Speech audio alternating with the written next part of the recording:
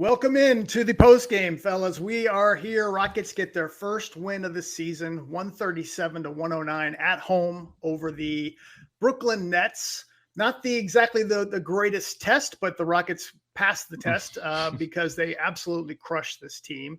And as I said, get their first win of the season. And, they start out 0-2. They really kind of needed this. 7 players scoring double figures. Everybody to varying degrees looks really good. And there's a few things definitely that we want to talk about here. I'm here with my good friend, Ben DuBose. Ben, you were at the game. You've got the shirt to prove it. It was Stranger Things night. Yeah, absolutely. Stranger Things night at Toyota Center. Ben, outside of the very beginning, when the Nets kind of jumped out 7-2, 9-3, whatever it was, I know it was 7-2. You're kind of like, okay, is this going to be an issue? Rockets just kind of ran them. From about once it was about 16-16, they just kind of took off and never looked back. Yeah, from pretty much the moment Tari Eason entered the game in the first quarter and had 4 or 5 threes by the end of the frame, I believe. And my first question, Dave, can the Nets present Tari with the $150 million offer sheet now, or do they have to wait until June 30th? Yeah, exactly. Because the Nets are going to have a ton of money. They are going to have a ton of money. It's a great, you're making a joke, but at the same time, it is relevant because they could throw a ton just to get the Rockets pressured. But more seriously, of course, I don't think the Nets are going to disproportionately weigh one game against them, especially night 2 of a back-to-back. They're on the road. They're a bad team to begin with. They're tanking because of that deal they made with the Rockets 18 months ago or 16 months ago, whatever it was, when they got back 2 of their future picks, 25 and 26, for the assets from the Suns, which indirectly helped the Rockets get Kevin Durant because they used the 25 pick in the KD deal. So, boy, there's some amazing ripple effects when you think back to the Rockets-Nets trade from June of 24. But look, I just think more than anything, the Rockets needed a get-right night, and specifically Tari Eason and Reed Sheppard needed it because these first 2 games, I mean, no one should be making a mountain out of a molehill because these were difficult opponents. You lost by a combined 4 points. Yet I do think it's very difficult when a team is built like the Rockets and there's an established big 3, or at least an expected big 3. I know with Şengün and Ime, they're still developing, but the expectations are very high for KD, Şengün, and Ime, assuming health. When you are one of those supporting pieces, and especially if you're young, there is so much scrutiny. And so when Tari and Reed started the season slow, and we saw this a little bit with Jabari in that second game against Detroit as well, the temperature can get turned up so quickly on you by the fan base because the big names tend to get the benefit of the doubt. Look, against the Pistons, Şengün and Ime were both subpar, but people trust that they're going to figure it out. And we're conditioned to think big picture. Like, if the Rockets don't win a championship, what will be the reason they don't? And so if Şengün and Ime have a bad game, I mean, people will note it, but then we'll say, yeah, you know what? They'll figure it out. It's one night. And then the opener in OKC. We talked on this show about KD struggling late in the fourth quarter, especially the overtimes, the 2 bad plays, which he himself said post-game he felt like cost the Rockets the game. There was also the timeout that wasn't granted that could have cost the Rockets the game as well. And yet no one makes a big deal out of it, and rightfully so, because it's KD. We say, you know what, he's going to be really good. It's going to be fine. Yeah. Well, what ends up happening is that the young guys that are in that 4th, 5th spot, the guys like Tari Eason, Reed Sheppard, to some extent, Jabari Smith Jr., especially if they're young, every game gets scrutinized because if they underwhelm, it's very easy for those of us who are diehards and want to see this team win a championship to say, hey, this is the reason why they might not. And so I get where it comes from, but it can be a little unfair. I think sometimes when they have a bad night, it gets blown out of proportion because of that tendency. And, it's not that they're the only supporting pieces on this team, but the veterans, Steven Adams, Josh Okogie, they do what they do. Fred VanVleet before he got hurt. Like, there's a certain stability there. With the younger guys like Tari, Reed, to an extent Jabari, that are sort of boom or bust in their play, when they have a night where they go bust, people make a huge deal out of it. I understand where it comes from, but when it happens at the start of the year, and in Tari's case, it happens after the contract negotiations that didn't result in an agreement, then it doesn't take a lot for it to spiral. So even against the Brooklyn Nets, look, I'm not taking any victory laps. It's one game a week into the season against a really bad team on a back-to-back. But sometimes you just need to see the ball go through the bucket to avoid sort of a spiraling effect to where things can get out of control. And I felt like for Tari and Reed specifically, this was a get-right game for them after a rough first week of the season. Yeah, let's talk a little bit about Tari, because really, I think he's had one highlight in the first two games, and it's been a lot of lowlights. You know what I'm saying? Like, it's been rough for Tari in the shadow, basically, of the contract negotiations that did not come to fruition for an extension before the season started. So obviously, I've seen it on the forums, on ClutchFans, on Twitter, all these different, conspiracy theories. He's, whatever you want to say, that he's not into it. Obviously, tonight, that wasn't the case. He had 20 points by halftime and basically hit a career high 3-pointers, a standalone career high. He hit 4 last year. He had 5 3-pointers made by halftime. And he was aggressive and just knocking down his jumper. And it was probably the biggest thing that jolted them in that, in that first half, was Tari playing better. And that's a great sign. It may be the Nets. We can dismiss a lot of things. And by the way, the Nets to me look a lot like the Rockets in 2021, like a lot like the Rockets. But with a better coach than Steven Silas. Right. Exactly. But it's, like you look at these highlights, Tari bringing it tonight. He was energetic. He was aggressive. I mean, here he is, goes straight to the basket, bowls his way through, and then he was knocking down jumpers. Şengün was finding him, Reed Sheppard, Amen. It's just one of those things that just reassures you Tari is here. Tari is still very talented. We didn't forget you, Tari, because I got to be honest, just if you watch those first 2 games, it is easy to forget that Tari can play. By the way, tonight we saw that. He also had 5 assists to no turnovers and only 2 fouls. So for all the criticism that Tari gets for sometimes playing out of control, and it's often warranted, tonight he did play within control. And when they closed out on him a little bit more, he showed an ability to play make. He didn't get reckless with the fouls, trying to do too much. So these are all really good signs. Sure, it helps when the ball goes through the bucket, but it wasn't just that. He just played much more composed overall. And I do think, like, the start of this season, one thing that's worth noting and reminding fans is that it was just 2 games, but it was 2 games in terms of the style of play, grinded out in the half-court physical defenses that were very similar to the last 7 this team had in the playoffs against the Golden State Warriors. And for some players, I think Tari in particular, that's not a strength. He feeds off of games that are a little bit more helter-skelter, when he can get into the whole terror twins dynamic and cause and create chaos and, get out in transition. Again, it wasn't just that tonight. He did make plays in the half court, but I do think that Tari's the type of guy, when you look at the 2 opponents they had last week and the 7 games against the Warriors, who's going to be set up to look a little bit worse based on his skills as they currently are. And I think there's an argument to be made that with all the injuries and the games he missed the last 2 years, his development might have been stunted a little bit. So right now, he needs to sort of fatten up against an opponent like the Brooklyn Nets. And to his credit, he did. And so he's not a finished product. Like, at some point, for him to be worth the money that he clearly thinks he's worth, he's going to need to, scale this up to where he can deliver in the half court against really good defenses. But one of the good things about the NBA in an 82-game season is that you get a mix of opponents. And so to start this season, going back to the playoffs, excluding the preseason when the games have mattered, the last 9 or 10 games for the Rockets had all been against like top shelf defense that are dialed in. Tonight was a reminder that, hey, you are going to get some games, and the Rockets have more coming up. You got the Raptors Wednesday, the Celtics on Saturday, the Mavericks on Monday. None of these teams are particularly difficult, where some of these guys who, because they're young, they're a little raw, they might not be ready for, half-court level execution in a playoff setting. Well, they can thrive over the season, and the hope is that, they get more reps, they get more confidence, and then eventually they develop and improve in those deficiencies so that by the end of the year, they're more ready to play playoff basketball than they were in the spring or that they are right now. And so I think that's the thing with Tari, It's got to start somewhere, and I think tonight was potentially that point. Yeah.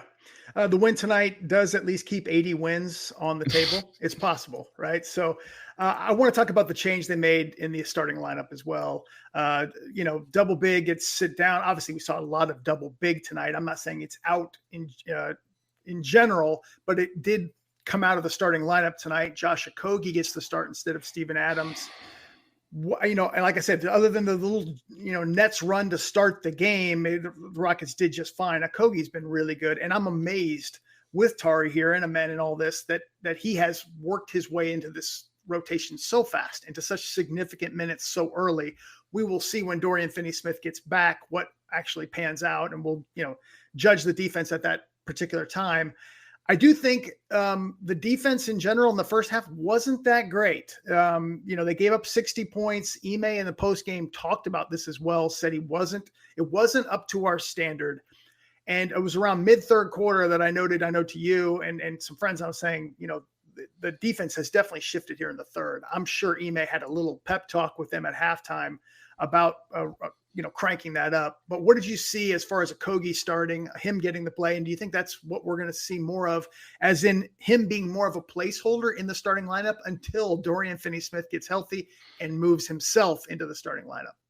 Yeah, I think it was pretty clear based on this decision that the double big is not something they necessarily anticipate running all season long, at least as a primary option. They want it to be, a tool in the bag. That's an analogy I've used before. It's a club that Ime Udoka can pull out when it's warranted, but it's not something they want to have to do on a game in, game out basis, at least not for 20 to 30 minutes per game. And so I think starting Josh tonight shows a willingness that when Dorian Finney-Smith comes back, and if he is as good as expected, and if he's healthy, then it's very possible that he is your fifth starter alongside the clear top four of KD, Amin, Şengün, and Jabari Smith. And I thought the biggest motivation for the change going into, and again, the caveat of small sample size, two good opponents, Thunder defending champions, Pistons playoff team, yada, yada. Look, the Rockets were second worst in the league in 3-point attempts per game allowed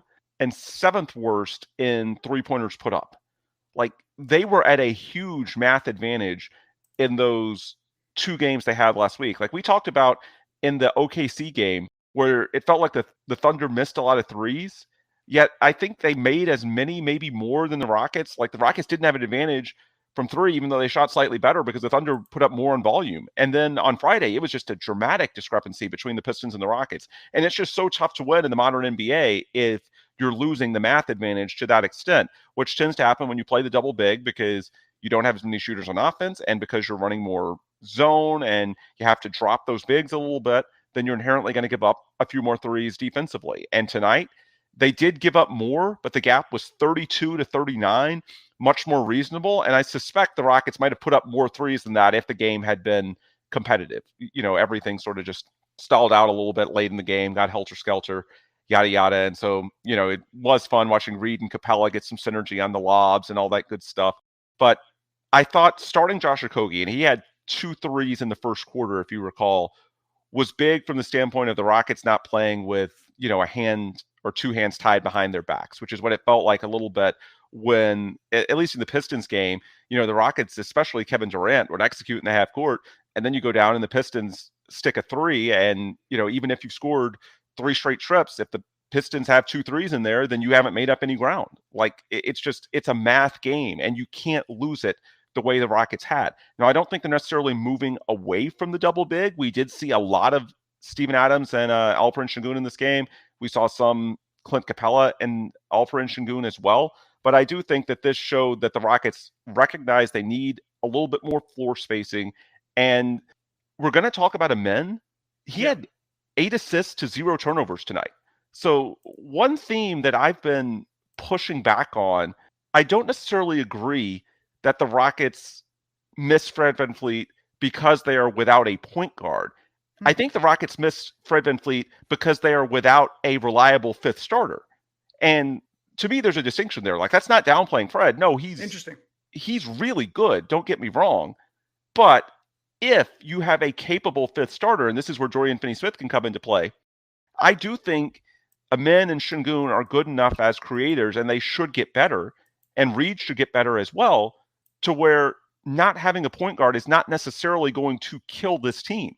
To me, what's killed this team is, and killed, I use that loosely because, come on, they're 1-2, and the 2 losses were to good teams, so I combined 5 points. But what has hurt this team to this point is that their options for the fifth spot have been limited in that, Tari and Reed struggled the first week. Steven Adams was good, but there are some limitations on both ends when you go the double big. Right. And so there just wasn't that drop-in fifth starter that made sense alongside the clear top 4.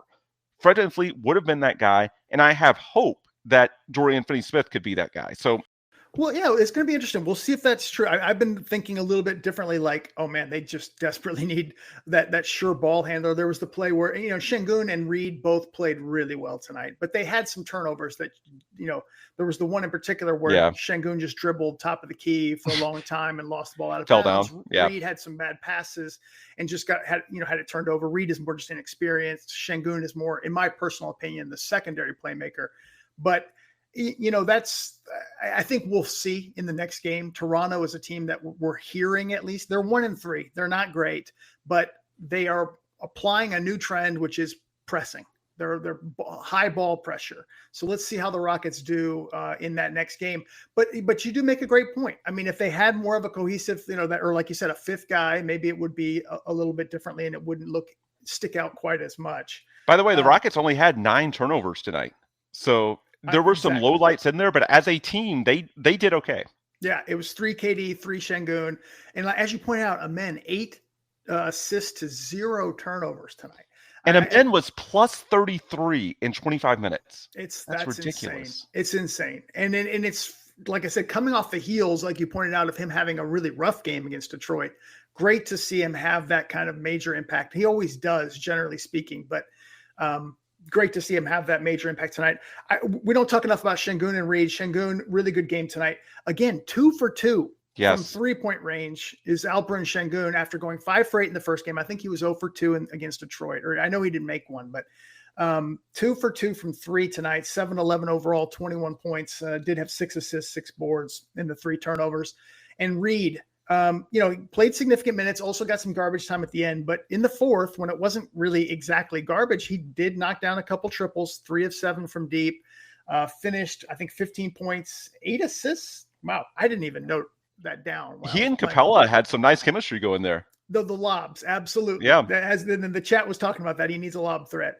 Actually, it gets cue Steven Silas coming in with the lob threat comment, but yeah, you're right. 8 assists. I didn't realize that. Wow. Yeah, I did not catch that either. A couple turnovers. Capella, I think somebody said on the broadcast, this is his best game as a Rocket, and I'm like, we might want to revisit that comment, at least his recent Rocket tenure, because there is a past. But Ime, to me, like I said, just really stand out. Jabari, 4 of 7 tonight, 11 points. He was solid.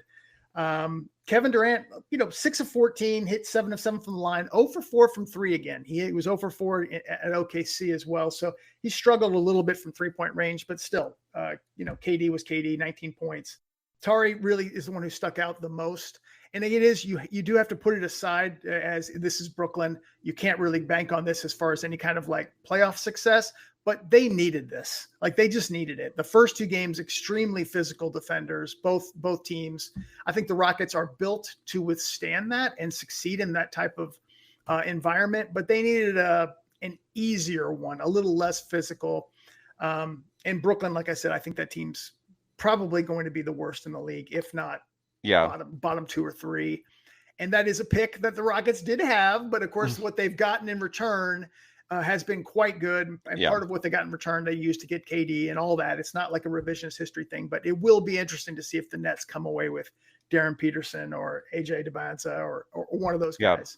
But yeah, that's that, and I'll note as well, as you did earlier, the Rockets do have the Nets pick next year. So you remember what it was like when the Rockets were in this boat where they had 4 first-round picks, right? We had Josh Christopher and where am I blanking out? Usman Garuba. Thank you. Oh yeah. Rockets legend. And Jalen. And these guys are all learning. You're going to lose a lot of games. It's hard to imagine, even with all their cap space, Ben, that they're going to turn it around drastically next year. It's possible, but it's hard to imagine when they have 5 first-round picks, some of them as young as 19 on their roster. It bodes really well for that pick that they have next year. Can Tari Eason be the tank commander for the Rockets to get a high 27 pick from Brooklyn?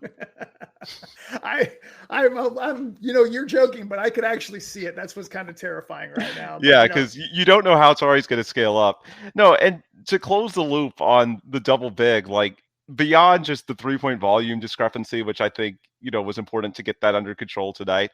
I think the bigger thing with regards to the starting lineup change and what they're looking for, and tonight was certainly something to build on. Whoever you start has a very high floor. Like we've talked about it before, and it's certainly the individual player or players, but also the groupings. Like they're going to play, unless something goes catastrophically wrong, they're going to play at least the first 6 to 7 minutes of the first and third quarters. And so that's 12 to 14, 12 to 15 minutes right there before you even consider the remaining 18 or so minutes of each half.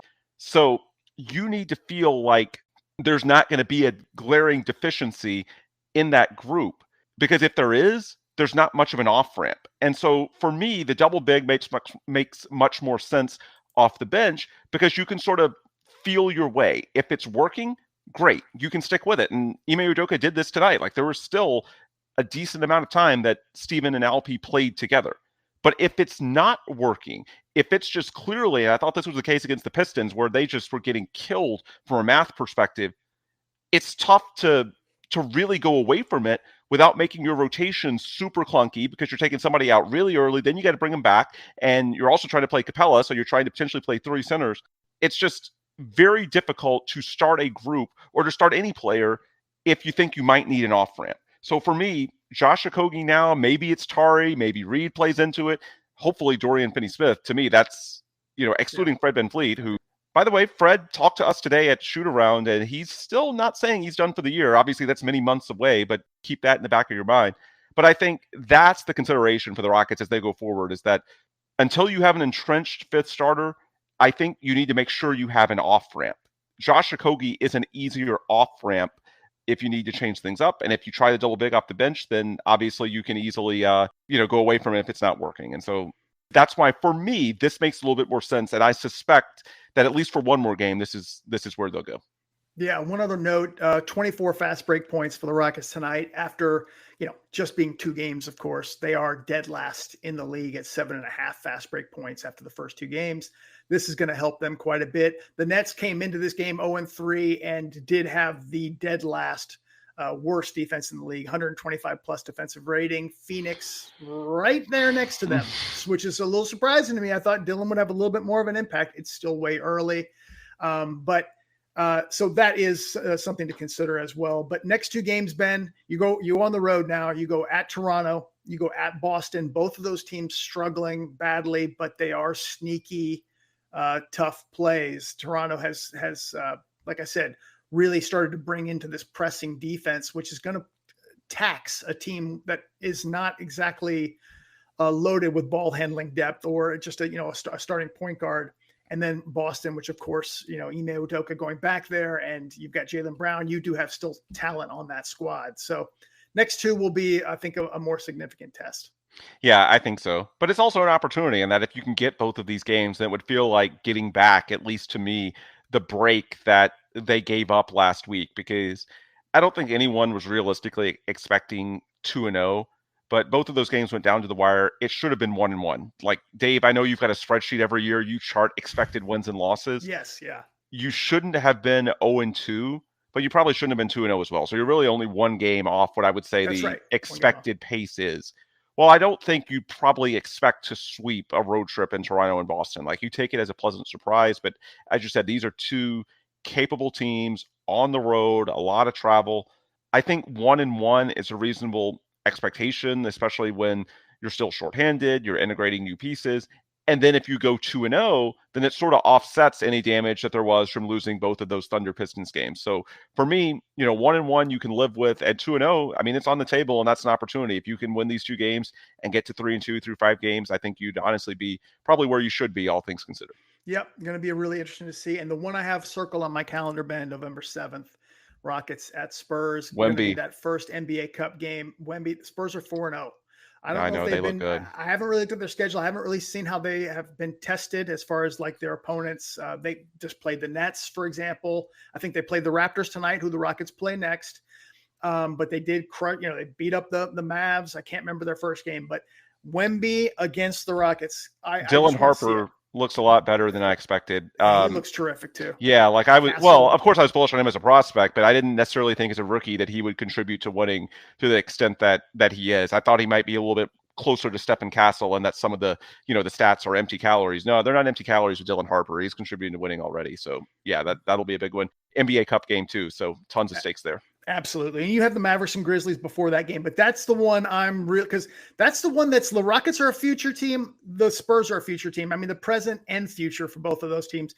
That's the one that the Rockets are going to be sized up against for a long time. So I'm really looking forward to that. Ben, appreciate you doing this. It's a Nets game. We don't need to go the full 30. We will be back on Wednesday night after the Rockets play the Raptors. Appreciate all of you for watching and subscribing and supporting Clutch Fans. We appreciate all of you. So y'all have a great night. We'll see y'all Wednesday.